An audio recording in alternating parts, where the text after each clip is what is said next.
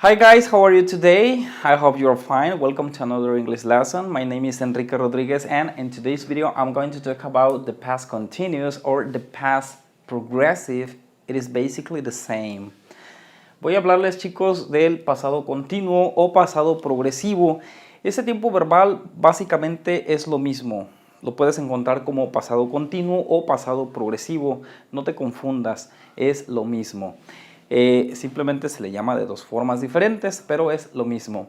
El pasado continuo, primeramente te voy a explicar que es un tiempo verbal que sirve para describir eventos que se estuvieron desarrollando en un tiempo en el pasado, pero que tuvieron cierta duración.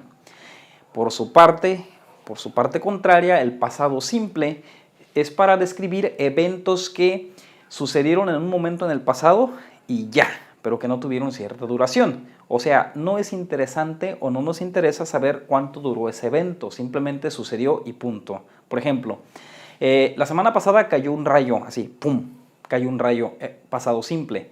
¿Por qué? Porque el pasado simple es simplemente para decir, sucedió esto y ya. Por ejemplo, cayó un rayo, ¡pum! No puedo decir, estuvo cayendo un rayo, o sea, que el rayo viene así, y yo, ¡ay, un rayo! Entonces corro y me pongo a salvo, me refugio. ¿Por qué? Porque está cayendo un rayo, o sea, no.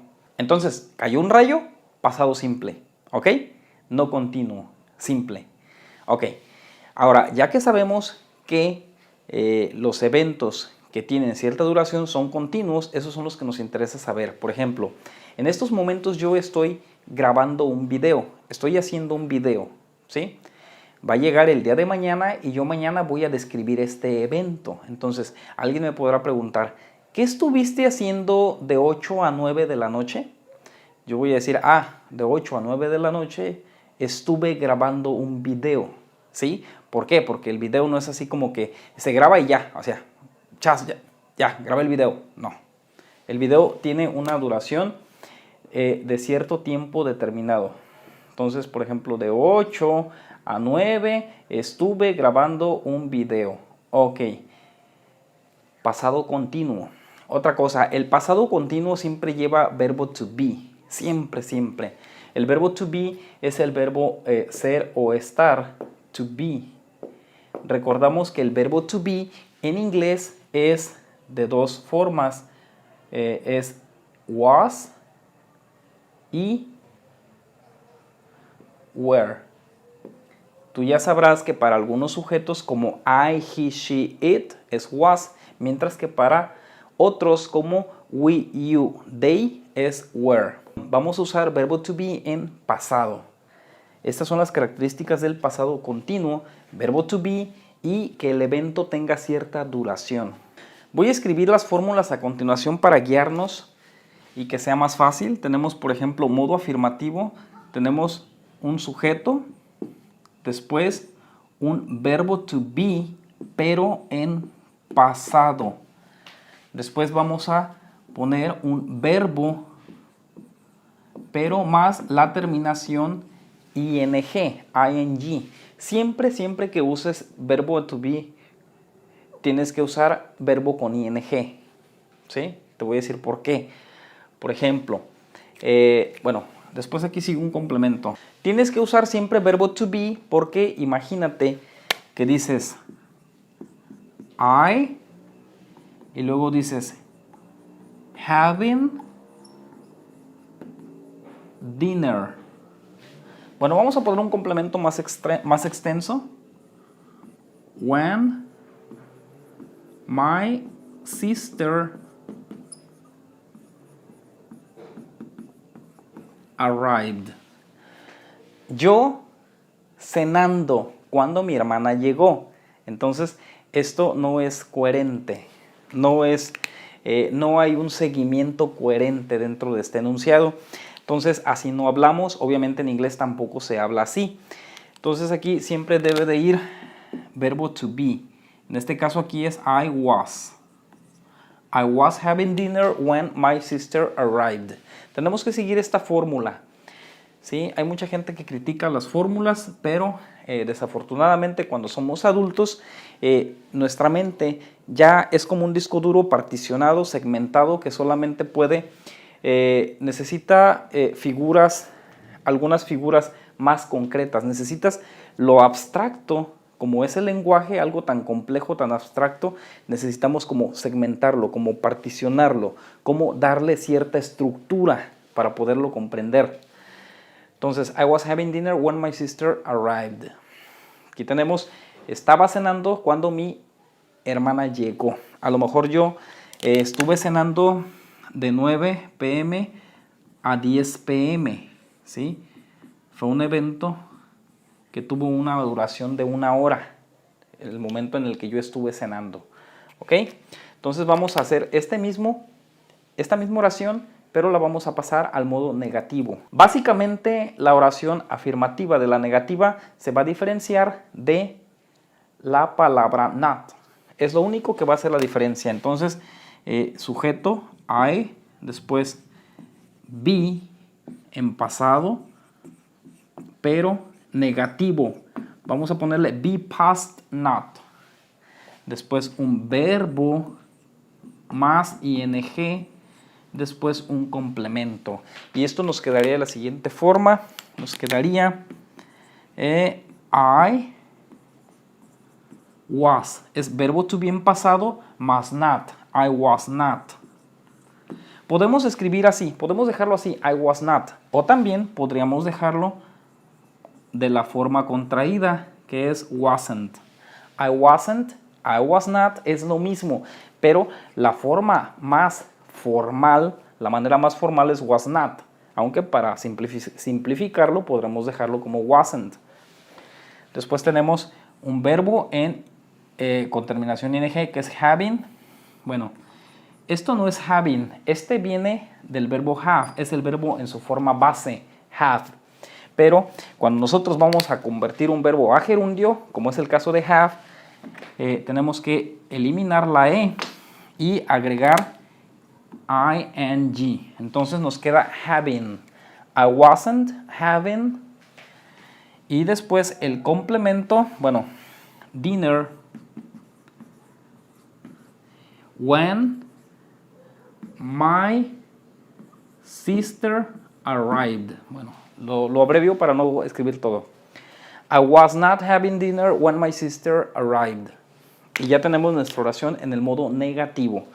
Después tenemos lo que es la pregunta. Utilizamos básicamente lo que es un auxiliar para abrir la pregunta. En este caso aquí va a ser el auxiliar que va a ser el verbo to be. Vamos a comenzar con was o were, pero recordemos que esto es be en pasado. Entonces vamos a poner aquí be past, después el sujeto. Aquí lo que se hace es simplemente de la afirmativa, este lo mandamos para acá y este lo mandamos hacia acá. Se hace un intercambio para la pregunta.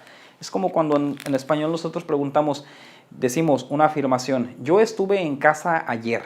Ahora, si lo hago en pregunta, voy a decir, ¿estuve yo en casa ayer? Más o menos parecido, aunque no hablemos tan robótico en español, pero es más o menos parecido. Entonces aquí se hace una inversión. I was, acá, was I. Después tenemos lo que es el verbo con terminación ing. Y por último, el complemento con su signo de interrogación que se cierra. Nosotros en español siempre tenemos el signo que se cierra, pero también el signo que se abre. Utilizamos en español siempre este signo, en inglés esto no sucede. ¿Por qué? En inglés este signo no se utiliza porque en inglés se utiliza siempre lo que es abrir una pregunta con el verbo to be, como en este caso, verbo to be, con este abrimos la pregunta, o también abrir una pregunta con un auxiliar. Puede ser, en el caso del futuro simple, puede ser will. Abrimos con will. En el caso de presente simple, abrimos con el auxiliar do. Por ejemplo, do you speak English? O el auxiliar does para las terceras personas. Does he speak English? Yes, he does. No, he doesn't. Es como lo responderíamos. Entonces, Por eso es que en inglés no se utilizan lo que son el signo de abrir pregunta, simplemente el de cerrar. Y aquí se va a abrir la pregunta con verbo to be o en presente o en pasado, en este caso aquí es en pasado, o con un auxiliar, con un verbo auxiliar. Entonces vamos a hacer esta pregunta, nos quedaría be past, quedamos que es was. Y aquí nos quedaría was I, después verbo con ing, having. Ok, was I having el complemento dinner when my sister arrived. Y cerramos la pregunta. Ahora, ¿estaba yo cenando cuando mi hermana llegó? Tenemos dos posibles respuestas.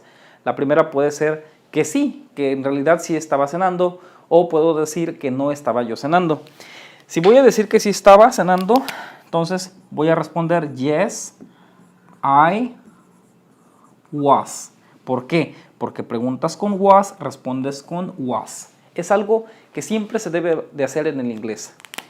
En presente simple preguntas con do, respondes con do. Do you speak English? Yes, I do.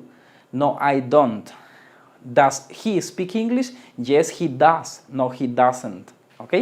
Entonces aquí, was I? Yes, I was.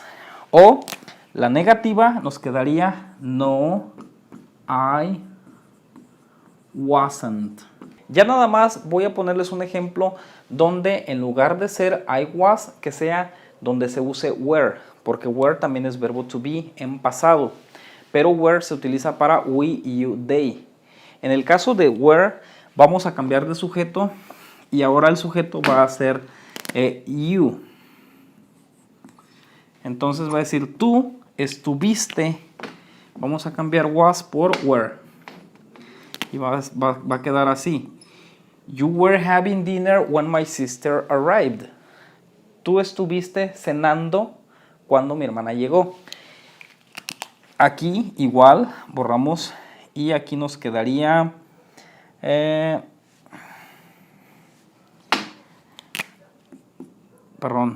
y aquí nos quedaría you were not, o de la forma contraída weren't. En la pregunta borramos el sujeto, ponemos you y aquí la pregunta va a abrirse con were. Were you having dinner when my sister arrived? Yes. Y aquí nos quedaría you were. Yes, you were. No. Y otra vez aquí, you weren't o were not. ¿Ok? Bueno, amigos, esto ha sido todo por ahora. No me resta más que darles gracias por ver este video, que le den un like. Nos vemos y hasta la próxima. Adiós.